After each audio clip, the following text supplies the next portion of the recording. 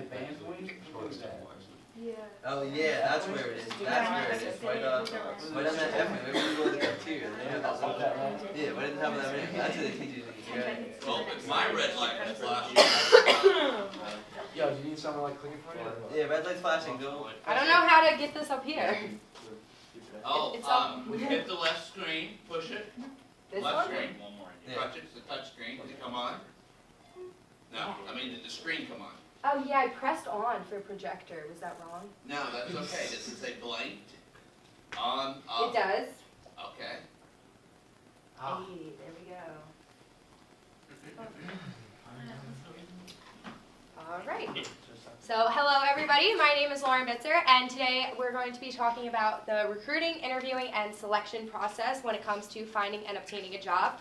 So I'm going to start off by talking about recruitment, as well as Dawn here, and then we're going to have Erica, Charlie, and Justin talking about the interviewing process, and then we're going to have Matt and Jordan talking about selection. So, like I said before, my name is Lauren, and we're going to be talking about recruitment. So I'm going to be talking to you guys about what recruitment is, who job recruiters are, what they do, and what they look for when they are referring candidates to companies. So to start off, recruitment is defined as the overall process of attracting, selecting, and appointing suitable candidates for jobs, whether they are temporary or permanent within an organization. Now, an organization that is actively seeking candidates for an open position will utilize the works of a job recruiter. Now, a job recruiter is a third-party agent who is paid a fee by employers for finding job candidates for them. So their pay rate is based off of their ability to secure a match between the client and another interested party. So they are essentially the matchmakers in the labor market. So recruiters display a sense of pride for the company that they're working for. So you could be working for a big name company like any of these on the screen here. And if you don't have a great recruiter and they're running a poor recruitment process, then the company will not be able to find what it's looking for effectively in terms of clients and in terms of employees. So some job duties of a recruiter include planning, being on the phone all day, working with 10 to 15 different companies daily, and figuring out how to represent them in a way to attract perfect candidates to fulfill those spots. So companies want recruiters who know how to negotiate effectively in order to figure out what's best for not only the candidates applying, but for the companies seeking seeking candidates as well. So all recruiters engage in two basic activities. So the first activity is they will actively be seeking clients. And the second one is they will attempt to place candidates with clients. So a recruiter may find a qualified candidate, whether it's in their candidate database, through referrals, or through cold calls. So a lot of jobs you're looking for, recruiters will post about them on various websites, so it won't always be a help wanted sign. So you could find them on Monster, LinkedIn, Dice, anything like that, just so they can spread the word of the companies that are hiring. So a recruiter will post just like any other company will. The only difference is that the company isn't posting the job posting, it's the recruiter that's posting about the job posting. All right, so recruiters can't reveal too much information when it comes to candidates. So they can't tell you the name of the company. However, they can tell you the job duties and they can direct you when you're on site doing the job. So they can tell you a few things. They can tell you what industry you're entering, what times, like what hours you'll be working, what days of the month you're working, because you don't want to overly commit yourself to a time commitment that you can't provide, and then how much money you will be making. So whether it is for a short or long period of time, you're able to find a position that's working for both you, the company, and the client. So here we have a girl balancing, because as a recruiter, you always want to be able to learn about the candidate. Now this is very important because you want to be able to find the balance for what they're looking for and for what you're looking for as a company, because you don't want to be able to find something that they don't want. All right, so right here, you want to be able to trust your candidate. So you can gain trust by learning more about one another. So from a recruiter's standpoint, you want to ask, does this candidate have a lot to offer? Now, they look for people with experience and who will benefit from the company the most. And as a candidate, you want to ask yourself, why are you the best? Why are you at the top of the business food chain here? And you want to pinpoint all of your qualifications, and you want the more selling benefits. You want to be able to tell them why you should be hired. All right, so as great as a recruiting process is, there's often a misconception because job recruiters do not find job seekers jobs. Basically, their responsibility is to help you connect with the company in order to figure out where you would best be placed. Now, you're the only one, you as the candidate, is the only one who is on the job search. So that is your top priority. And like I said before, recruiters are the matchmakers of the labor market. So now recruiters get paid based off their ability to find suitable candidates for companies. So they work alongside the company and the candidate, figuring out where they would belong. Now, recruiters simply facilitate the process by introducing you and preparing you to meet their clients. All right, so Monster.com is a very popular website that we have here where people do use to find jobs. Now, I know that my dad used Monster.com, and he got connected with a job recruiter who helped him find a job in a technology industry. So my dad's been working with computers for over 20 years and specializing in repairing computers, and once he got in contact with a job recruiter, they got him set up and they actually found him a job in a pharmaceutical company, not doing pharmaceuticals, but repairing in their IT and tech department. So that was all because of Monster.com, because of the job recruiter. Now, job recruiters also do work with different types of people. So job recruiters work with prisoners that just were released from jail. Now, there actually is a law in Philadelphia. It's called Ban the Box. So basically, when you're filling out job applications, you can no longer check and say that you were convicted of a felony until you were offered the job. Now, job recruiters also do work alongside veterans that just came out of the military, and then they also work alongside people who are physically and mentally disabled. So they're job recruiters for so many different types of people out there. Now, I hope that you guys learned a lot about recruitment, who job recruiters are, and what they do, and as a candidate, what you can do in order to get in contact with a job recruiter. So if you guys have any questions, we'll hold off till the end, but I want to thank you guys for your time and listening to what I had to say. So next we're going to have Don Brown, and he's going to be talking about recruitment as well. Okay, thank you, Lauren. Hello class, my name is Donald Brown, and today I'll be going farther in detail about recruitment. I'll be talking about the 4 stages: job analysis, sourcing, screening, and selection, and as well as onboarding. I'll also talk about the advantages and disadvantages, as well as the recruiting approach, social media, and military. The recruitment process isn't as easy as it seems for companies. Recruitment isn't as simple as finding someone to fill a job vacancy. Recruitment is a difficult HR process that involves many interactions. It involves not only the recruiter and candidate, but HR managers and employees.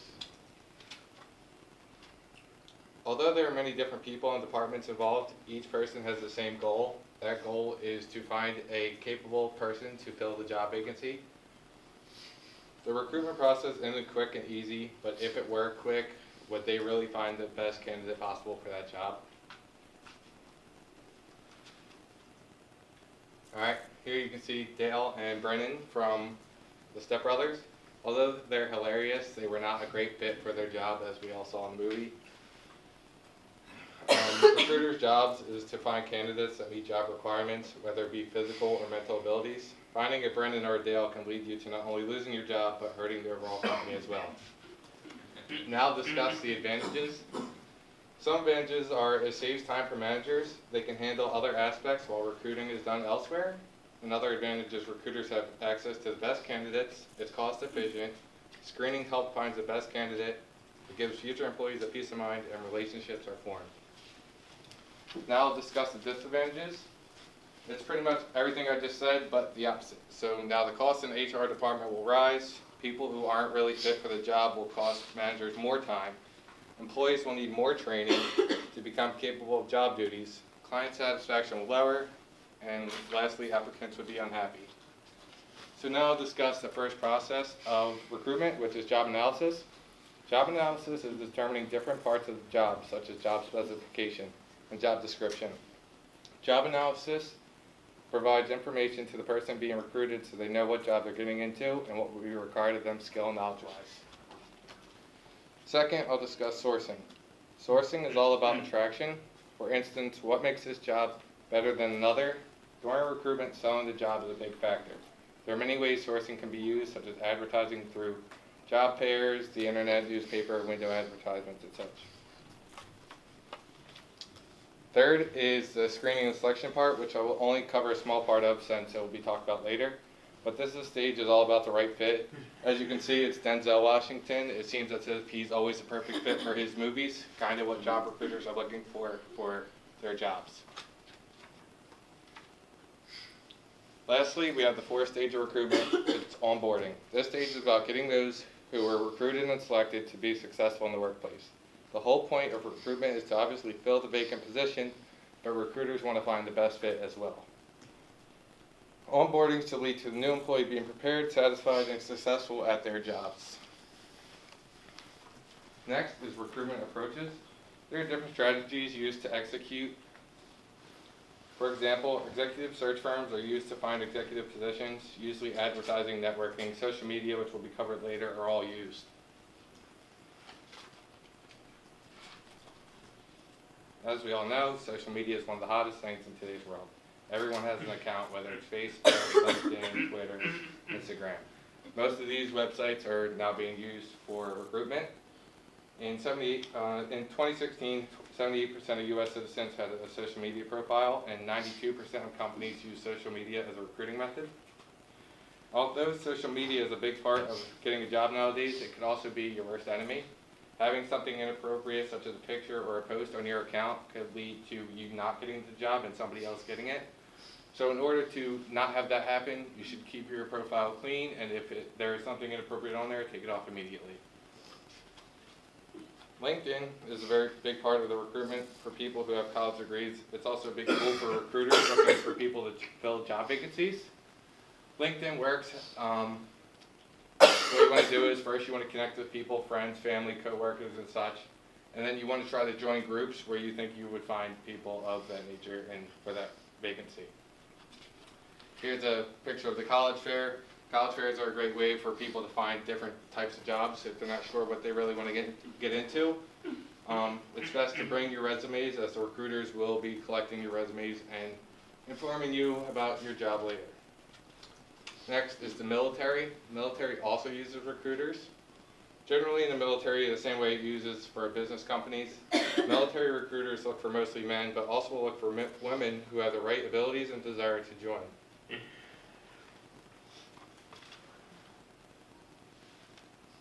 Now I will tell you about a story about how my dad used recruiting and worked up the chains in his construction company and eventually became an owner.